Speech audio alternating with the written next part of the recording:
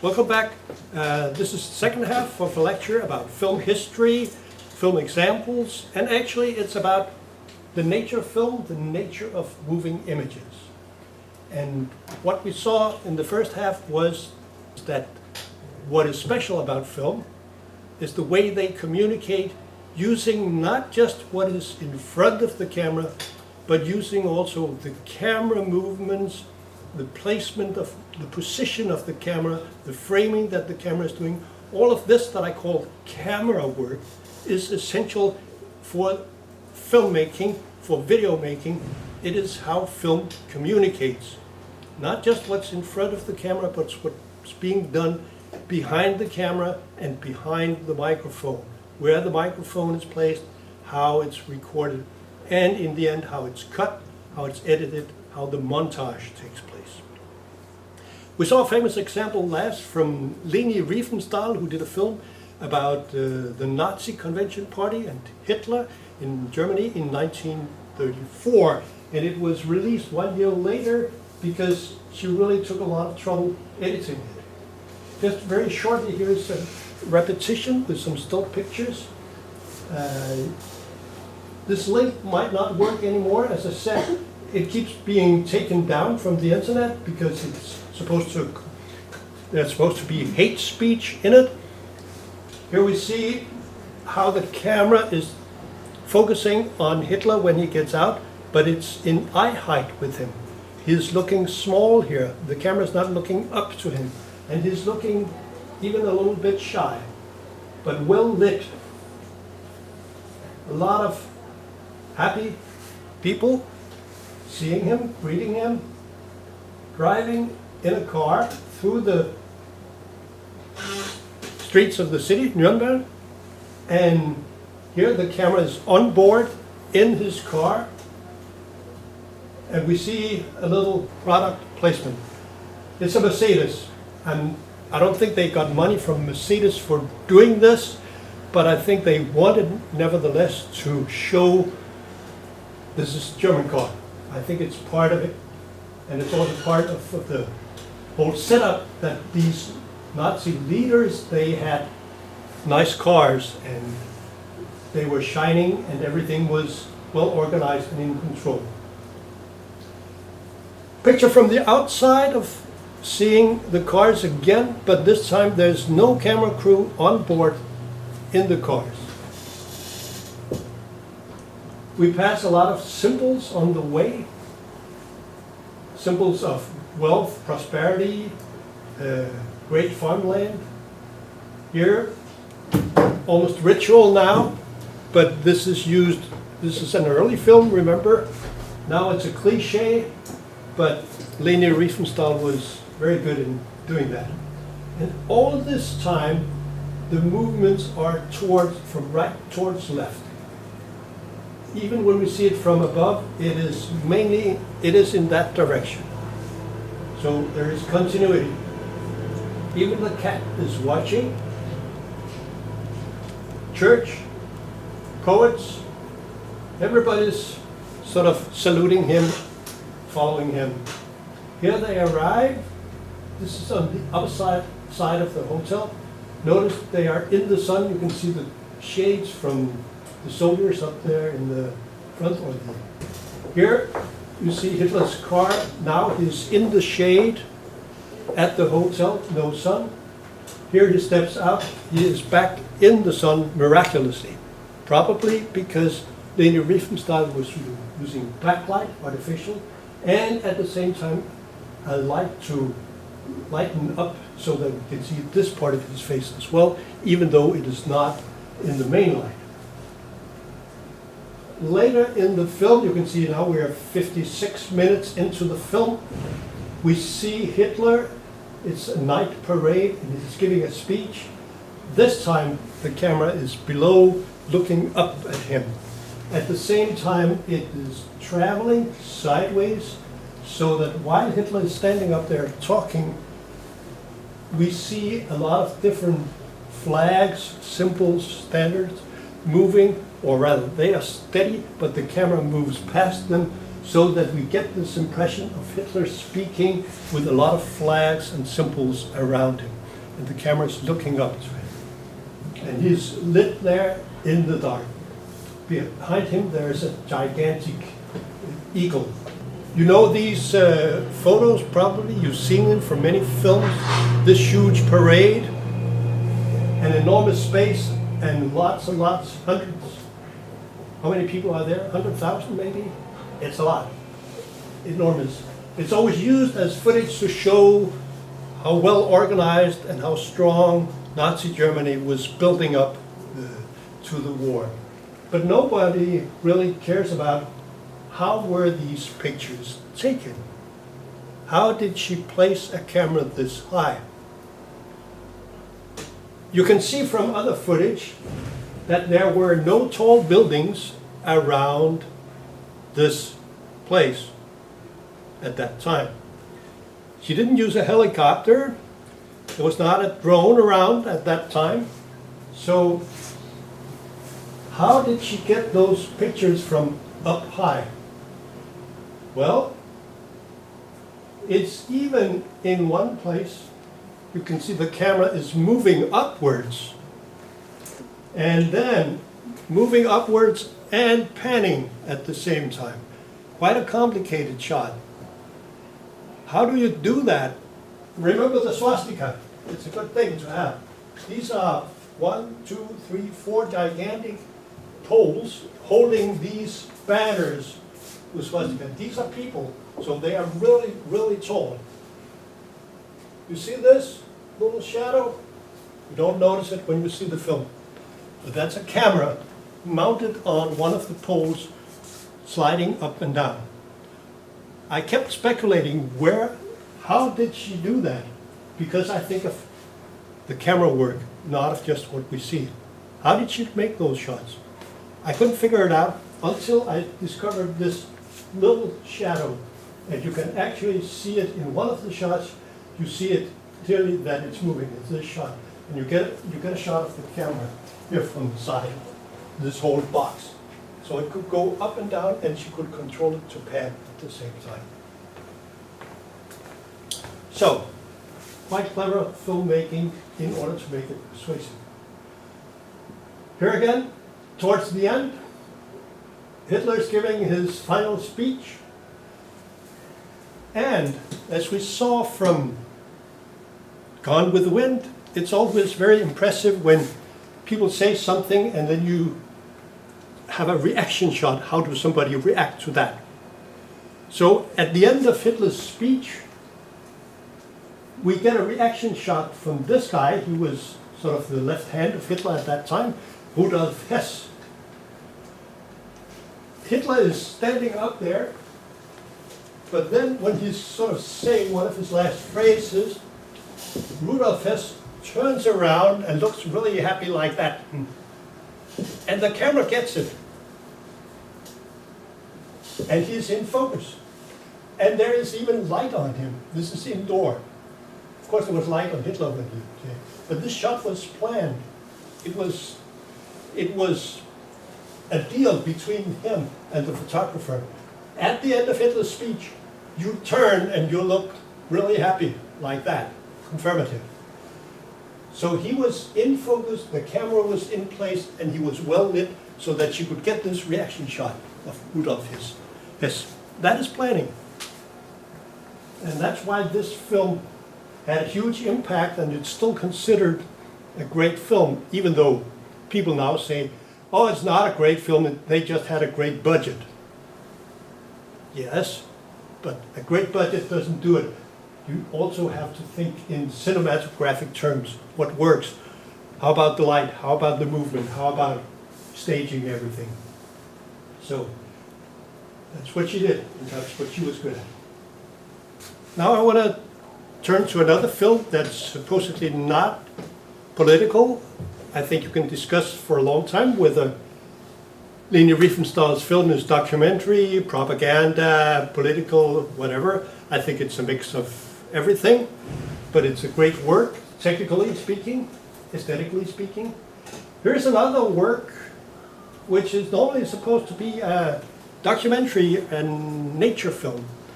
It's made about Disney in the 1950s, 1958, I think. And it's about wilderness in the white wilderness, life, nature life in the Arctic area. They had a success with a film about life in the deserts, in the really hot deserts. 2 years before, it was a great hit also in the cinemas around the world. People liked to see nature films, long-length nature films. So this is part of this film about the wilderness, life in the wilderness, white wilderness. And it's about lemmings. Maybe you have heard about lemmings? There's something peculiar about lemmings. What is it they do? Yes? Okay. Jump off cliffs. They jump off cliffs. Yeah. Yes. Why do they do that? What, Miriam, was it the same you were saying? I knew what they are, but I don't know what or why they do that. Yeah, lemmings are little sort of mice-like rodents. And from this, we even have the expression in most languages to don't behave like a lemming, or we talk about the lemming effect, meaning that you gather together and you sort of follow the crowd and you do stupid things. That's the lemming effect. If everybody starts rushing over there, then you start rushing with them, even though there's nothing to see. That's the lemming effect. And it comes from this film. But it's all false. What they did, they paid some Inuit children to assemble these little mice in a different location. They put them out on an island where they could film them in peace. They threw them off a cliff and into a river and filmed them. They put them on big boards with gravel and stones on it, and they slanted it so that they would slide down, and it looks as if they are doing this on purpose. And they staged it so it looked like mass suicide. I'll show it to you now, and you can wonder about why did they do that. So it's a false. Lemmings would never do that. No animals have been known to commit suicide. Only men, women, people are have that strange capacity. So animals don't do it. Certainly not lemmings. Legend. For it said of this tiny animal that it commits mass suicide by rushing into the sea and drowning. The story is one of the persistent tales of the Arctic. This is a constructed narrative about the lemmings committing suicide, collective suicide. What makes this story believable when you watch the film? Well, it looks like a documentary with the voiceover. Yeah, it's a documentary, a voiceover, who even says that this is a story, it might be both true and false, but it's a legend and it's not given for man to understand, blah, blah, blah. So there's a lot of reserve, but the story has been planted, and then we see and hear something. Right? Yeah, I was going to say that music is quite dramatic, turns very dramatic. Music is very dramatic, and they cut in the pictures of this huge cliff and the ocean. So even though it's from a completely different place, we think it's the same place. That's the way it works when we see a film. We think it's all together because it's edited in that way, as if it's the same. If there was a sort of a transition like that, then we would know it's a different place, different time probably. But this is like continuity editing. And it's quite well done on the beat of the music and so on, so it becomes very dramatic. And now we've seen it with our own eyes, and so we believe it, more or less. And it's stuck in the language of most, in Danish and German, and I think English, French maybe not, because they don't like to see foreign movies very much, really. Is it right? Had you heard about the lemmings? No. No. In France they haven't heard about it, but in Germany, England, America, we've heard about it. Yes. Okay, why did Disney make this? Of course, it's nice to have a dramatic event. Nothing really happens out there in the white wilderness, so let's make a dramatic story about lemmings. But why exactly this?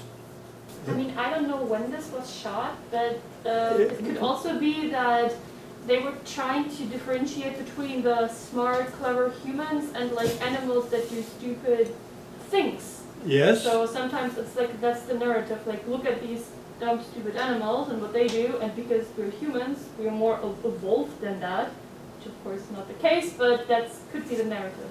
Yes. And Caitlin? I was just thinking, you said that they did a desert one first, Yes. and then they followed it with an Arctic one, and maybe they just wanted to make a profit that included a series of different locations with interesting animal things going on. Yes, yes, definitely. That's what they did. That was quite open about that. But this is done in the late 1950s. I think it's released 1958. This is during the McCarthy period in the United States, when there was a lot of persecution of anyone who was affiliated with the Marxism, communism. So they were very much afraid of any sort of mass movements, collective movements. And it fits very well into the saying, hey, look at these mice. When they start moving like a mass, then they do stupid things. They commit collective suicide. So this is the lemming effect. If you follow these socialist, communist leaders, you will be like lemmings doing stupid things. That's a narrative that sort of still works today. Back in the VHS times, 20, 30 years ago, I was looking for this film. I knew it existed. I could see it in an old catalog, but nobody would sell it. Disney wouldn't sell it. But now somebody has uploaded parts of it on YouTube, and so we can still see it. This is another, in a way, political film, even though it's not labeled like that. But there is a political message or ideological message besides the sort of look at this wonderful nature film aspect. So be aware. I'll come back to the political aspect, but before that, just something about, again, the nature of film. This is a very early film in the series of the Lumiere brothers. It was not among the first 10 films, but it was within the first year or so that this film was made in France, a small town on the coast of the Mediterranean called La Ciotat. And it's famous, it's with a train arriving. There's a story about how people reacted when they saw this film. You know it? Yeah, they were scared. Yeah. You can read it in common film history books and other places, that when people saw the first movies, they thought it was real. So that when they saw a train arriving at a train station, they got scared and fled out of the cinema or the cafe or wherever it showed. It's another legend about how film works, but this is not true. And I'll show you this clip and tell me, imagine that you are back 25 years ago. You don't know much about film. You do know something about people and trains you probably met before. You've probably been at a train station. If you're mistaking this with a real life situation, if you think it's like being there yourself, then tell me at what moment you become scared. Now,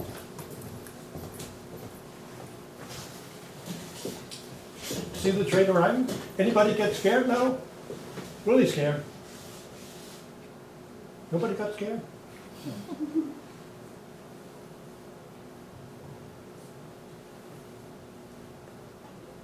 It stops. Maybe some of the passengers would be scared that it would pass the train station and not stop. But my point is that we don't get scared, and I don't think anybody at that time either would have been scared. Why? Yes?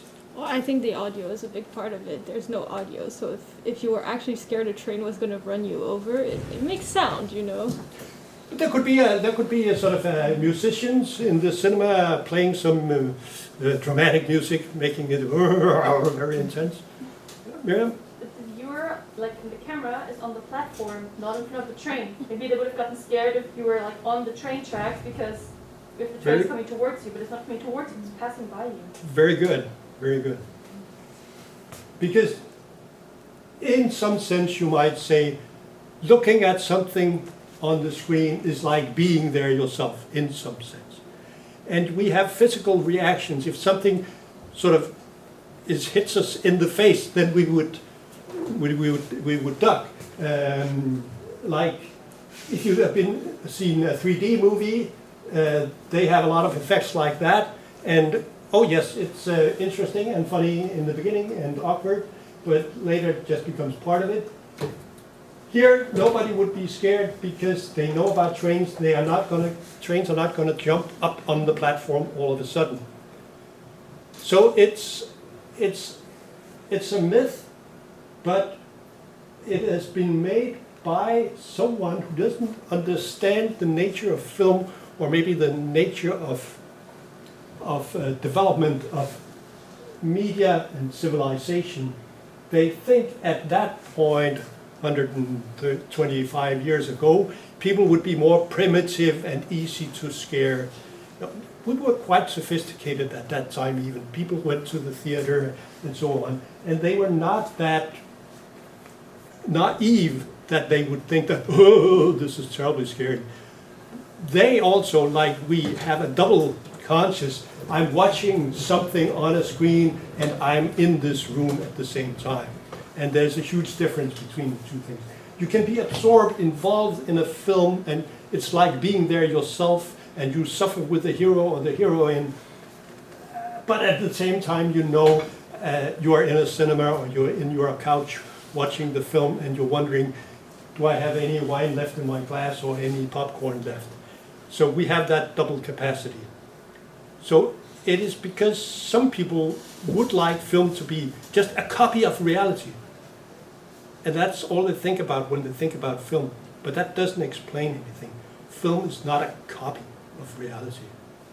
Film is always filmed from a specific point of view, specific angle, specific light, and usually it's made with a specific purpose for a specific audience. It's not a duplication of the world. Actually, there can be no such thing as a duplication of the world. That would involve that we have everything on camera. Where should the camera be placed in order to film everything at the same time? The whole of reality. There's no such thing. It's a wrong concept. Now I jump quickly to a much more modern nature film. It's very short. I'm not saying that this is another legend or fake thing, but they are doing some things in terms of filmmaking, and try to look at what it is they're doing. It's quite short, you should see 20 seconds. How are they using the camera, the montage, the sound, maybe there's music, and tell me what it is they're doing in order to make this interesting or fascinating or maybe scary. Yeah. The green jumping spider has the same skills in the eyes of some. She's also the supermodel of the spider world. What is it they're doing in terms of creating this, making it exciting? Yes? Yes? Well, it seems like they're putting him in a studio, right? You have a complete black background. In some places, yes. Yeah, and that you have a lot of zoom going on, and a lot of the pictures you get closer and closer. Yeah. And yeah, maybe taking advantage of the eyes. It's kind of the same deer eyes as you see in Bambi. Yeah. Yeah, it's looking kind of cute there. Yeah. And we're very, very close to it, right? Yeah. So a close-up like this, it makes it interesting in itself because we don't normally see a spider. And you have the backlight coming, so you can see all the hairs and all the fuss that comes Yes. on the edges. Yes. What more do they do? Yes. Miriam? Like the title suggests, they're making it sort of the way you usually see like these supermodel videos. So with the like flashes, the way you would like if you saw a photo shoot of like a supermodel. And they're doing the same thing on the spider. Yes. So like to tell the narrative Yes. in it that way. So they're doing what we call a white flash editing. Different shots from different angles of this spider, but with 2 or 3 frames of white in between, which resembles that of flashlight. If there is a supermodel walking on the catwalk and photographers were taking old-fashioned flash photos. There's even there's the sound. Yes, you notice the sound. Good. So there's the sound of that camera flash, and of course there is the music. So all of this is added to it. Let's take a short break, and I will continue with the last part.